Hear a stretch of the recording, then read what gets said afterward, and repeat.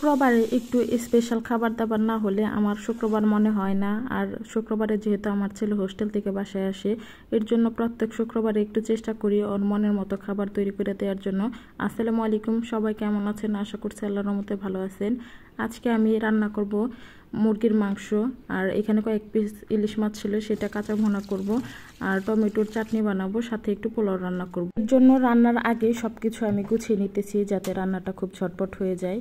এখানে আমি পেঁয়াজ কাঁচামরিচ কেটে গুছিয়ে নিয়েছি। আর মুরগিটা যেহেতু রান্না করব, মুরগিটা যাতে খেতে ভালো লাগে এর জন্য আমি আগে থেকে লবণ দিয়ে 10 মিনিট মেখে রাখছিলাম। এরপরে যে বেশি করে রসুন দিলে তারপরে মশলাটা খুব ভালো করে কষালে মুরগিটা খেতে ভালো লাগে। এইভাবে আপনারা বাসায় ট্রাই করে দেখবেন আমি যেভাবে রান্না করতেছি। এখানে তেলের উপর রসুনটা দিয়ে পেঁয়াজ কুচি দিয়ে খুব ভালো করে ভেজে নেওয়ার পরে গোটা গরম মশলা দিয়ে অল্প কিছু পানি দিয়ে দিছি। এরপরে আদা রসুনের পেস্ট দিয়ে সব ধরনের গুঁড়া মশলা দিয়ে দিতেছি। আগে থেকে যদি মুরগির মধ্যে লবণ মেখে রাখা হয় তাহলে মুরগির একদম ভিতর পর্যন্ত লবণ ঢুকে খেতে কিন্তু খুবই মজা লাগে। আর এদিকে সব ধরনের মশলা দিয়ে আমি অল্প একটু লবণ দিয়ে দিলাম।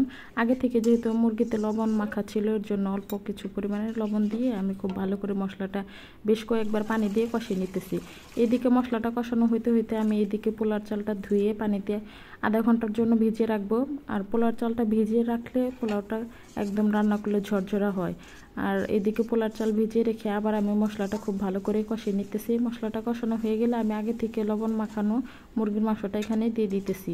মুরগির মাংসটা দিয়ে আমি মশলার সাথে খুব ভালো করে কষিয়ে নিতেছি। এভাবে আমি ঝটপট করে মুরগির মাংসটা রান্না করি, কিন্তু খেতে কিন্তু খুবই মজা হয়। একদম মাংসের ভিতর পর্যন্ত লবণ লাগে, মশলা ঢুকে খেতে খুবই মজা লাগে। এখন আমি ঢেকে ঢেকে খুব ভালো করে মাংসটা কষিয়ে নিব। বেশ অনেকটা সময় নিয়ে এই মাংসটা কষাতে হবে, যত কষাবেন খেতে কিন্তু তত বেশি মজা লাগবে। এরপরে মাংসটা এদিকে কষিয়ে আমি অন্য রান্নার প্রসেসে চলে যাব। এদিকে এক চুলায় আমি মাংসটা বসিয়ে দিচ্ছি, আরেক চুলায় আমি কাঁচা ইলিশ যে রান্না করব, মানে ভেজে রান্না করব না, কাঁচায় যে ভুনাটা করব সেটাই এখানে বসিয়ে দিতেছি। তেলের উপর কিছুটা কাঁচামরিচ পেঁয়াজ কুচি দিয়ে এরপরে ভালো করে ভেজে আমি সব ধরনের মশলা দিয়ে তারপর মাছটা রান্না করে নিছি। সেই ভিডিও পুরাটা আর আমি দিলাম না, আজকে অন্য আরেকদিন শেয়ার করবনি। যেহেতু বাচ্চা নিয়ে কাজ করতে হয়, ঝটপট কাজ করতে হয়, সব কিছু ভিডিও করা আমার পক্ষে সম্ভব হয় না। এদিকে রান্নাটা হয়ে গেছে, আমি একটা বাটির মধ্যে নিয়ে নিলাম।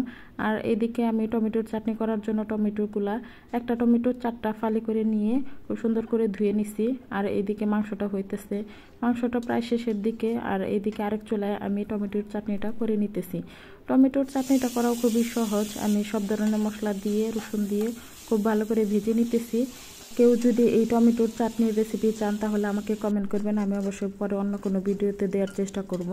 আর আরেক চুলার মধ্যে আমি তেলের উপর পেঁয়াজ কুচি দিয়ে ভালো করে ভেজে তারপরে যে দিয়ে দিলাম ঝরিয়ে রাখা পোলার চাল। এখন এই যে একদম খুব ভালো করে পোলার চালটা ভেজে নিতে হবে। যত সুন্দর করে পোলার চালটা যত বেশি একদম ভাজা হবে তত পোলাওটা খেতে ঝরঝরা হবে। এই যে আমি খুব সুন্দর করে ভেজে নিতেছি। এরপরে আমি সবসময় পোলাও রান্না করতে আমি পানিটা একটু মেপেই ব্যবহার করি, তাতে কোনো টেনশন থাকে না। পানি আমি 1 কাপ চালের জন্য 2 কাপ পানি ইউজ করি। এরকম করে পানি দিয়ে আমি খুব সুন্দর করে এই যে গরম পানি দিয়ে তারপর পোলাওটা আমি রান্না করে নিতেছি। এরপরে আমার বড় ছেলেকে খাবার দিয়ে দিলাম, খাবার ওকে খাইয়ে দিছিলাম। তারপরে আবার সবাই এখানে খাওয়া শুরু করে দিছিল। তারপরে ভাবলাম একটু ভিডিও করি। তো আমার আজকের ভিডিও কেমন লাগলো সবাই জানাবেন। আর যদি ভিডিওটি আপনাদের কাছে ভালো লেগে থাকে তাহলে একটি লাইক দিয়ে যাবেন। আসসালামু আলাইকুম, সবাই ভালো থাকবেন। আল্লাহ হাফেজ।